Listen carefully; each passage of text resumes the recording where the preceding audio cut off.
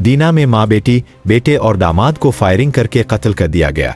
कत्ल का ये अफसोसनाक वाकया जेहलम की तहसील दीना के इलाके कालूवाल के गांव बेरटा में पेश आया, जहां एक ही खानदान के 2 खवातीन समेत 4 अफराद जाबहक हो गए।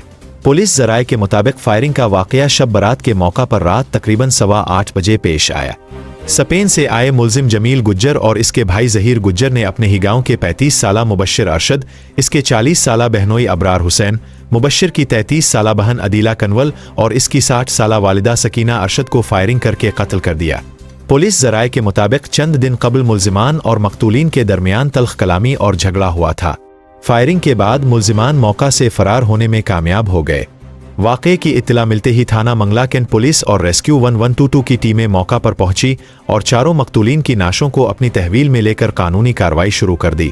रेस्क्यू एहलकारों का कहना है कि एक मकतूल की लाश घर के बाहर से, दूसरी घर के दरवाजे पर, जबकि 2 खवातीन की लाशें घर के अंदर से बरामद हुई।